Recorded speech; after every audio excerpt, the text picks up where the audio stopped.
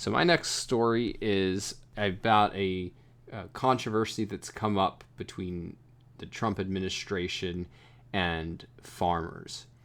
In particular, farmers who are by and large been very supportive of President Trump are now upset because Trump's EPA has been waiving something called the renewable fuel standards requirement for a lot of small refineries. And the farmers say that this has really depressed corn prices, which is not good for their business, obviously. So, renewable fuel standard, it was created, I think in 2007. I might have the exact year wrong. But the basic idea was that we're going to force the U.S. fuel supply to use a certain amount of corn ethanol, and there's also a few other so-called renewable fuels that are on that list, to reduce greenhouse gas emissions. And at the time, one of the other arguments was to reduce our reliance on foreign oil, although that's obviously become much less of a concern because, just a year or two after this came up, we began really in earnest this shale revolution. But this renewable fuel standard that's forcing us to use ethanol has become the kind of like lifeblood of the corn farming industry. About 40% of all U.S. corn is tied to growing ethanol production. And so you can see like there's a big constituency here who is really invested in the renewable fuel standard, which is in effect, another way to think about it is it's something similar in in ethanol of what we do in order to support renewable electricity. And, it's just a welfare program for energy that cannot win on a free market. And the problem, though, is even though we have this renewable fuel standard, since Trump took office, the EPA has issued 85 exemptions on oil refineries and saying that they don't have to blend ethanol into their fuel. The idea is that if they did have to do this, this is very costly and it would have put them out of business. And just the farmers' argument is not clearly true that this has actually hurt them, because one of the things that's gone on is most refineries are not selling fuels that are pump ready. Like, it's not like a refinery's turning out something that can, just be sent directly down to the gas station.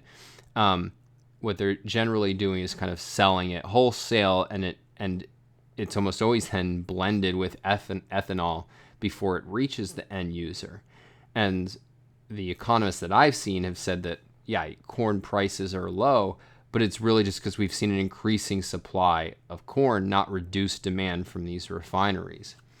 But whatever the case, Trump has indicated that his solution is going to be even more corporate welfare for the farmers. So he had this tweet a few days ago. The farmers are going to be so happy when they see what we are doing for ethanol. It will be a giant package. Get ready. At the same time, I was able to save the small refineries from certain closing. Great for all. And I mean, this is just, whenever you have a system of pressure group warfare where people are getting these special favors from government instead of equal protection of their freedom, then it's just everybody is vying for their favor, and then everybody is at each other's, everybody is at odds with other people in the economy. So in a normal economy, there's no inherent conflict between refiners and corn farmers, but when they can vie for political favors, then there is. And so what you really want is you want the government not to be in the position of picking winners and losers.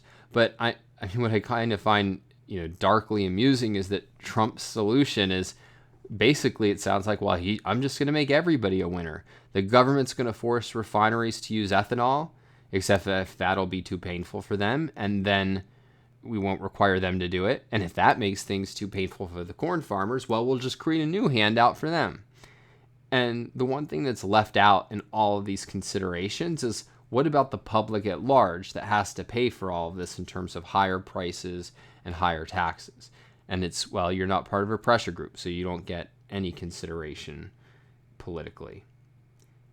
Steffen, any thoughts? Yeah, it's interesting when both sides actually get into these economic arguments about, we'll just boost this part of the economy and then we'll boost that part of the economy and then we'll pressure the Federal Reserve to lower interest rates to boost the economy again. And it's just everyone will lose in the end, and big time. And people will just look at, oh, can I get the party in charge to, get my favorite policy passed that will force others to pay for my stuff.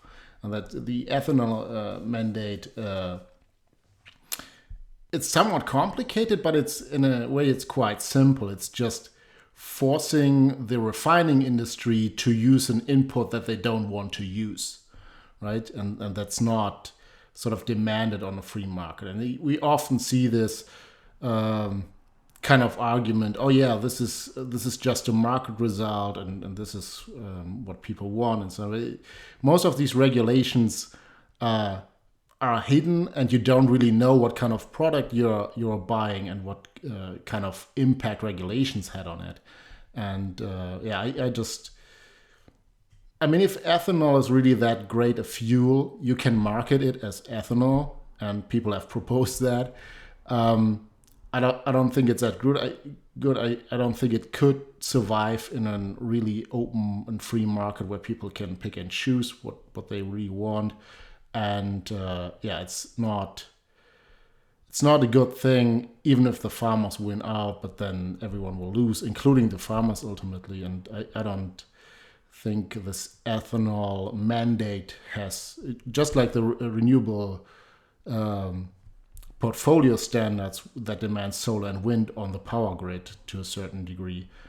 All of these policies are just forcing things into a market that don't really belong there and wouldn't get there in a free system. So I think this is totally illegitimate.